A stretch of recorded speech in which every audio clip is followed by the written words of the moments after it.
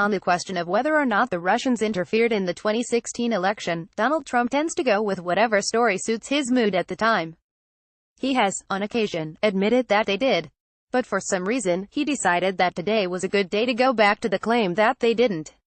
Russia continues to say they had nothing to do with meddling in our election.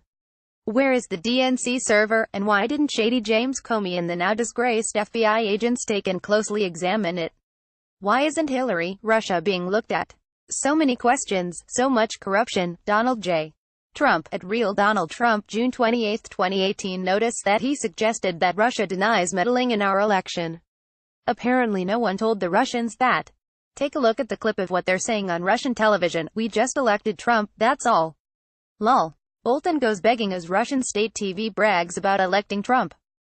Pic.twitter.com/99hfox1d7. Josh Marshall, at JoshTPM, June 27, 2018. That's not the first time I've seen a clip like that. Russians are absolutely gloating about how they elected Trump while the president pretends it never happened. In this instance, it's not too hard to tell who's lying. Why would Trump choose today to resurface that particular lie? Could it have anything to do with the fact that they just announced a meeting between himself and Putin that will take place on July 16, less than a week after the NATO meeting? We've just learned that, during the G7 meeting in Canada, Trump didn't just rant and rave at our allies over trade policy. He actually told them that NATO is as bad as NAFTA. Obviously this has our allies concerned about what Trump is going to do at their upcoming meeting. NATO members say they fear that all the preparation and the desire to show solidarity in the face of a new Russian threat will be overshadowed, if not undone, by a divisive encounter followed by Mr. Trump's prospective summit meeting with the Russian President, Vladimir V. Putin. I'd say that they could stop worrying about that and simply count on it.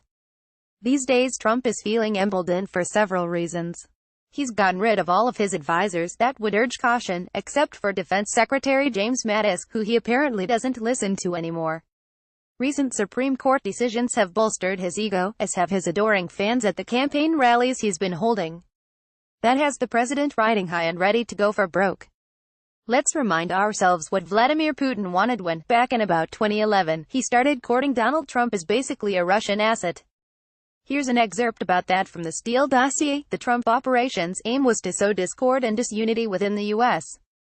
itself, but more especially within the transatlantic alliance, which was viewed as inimical to Russia's interests.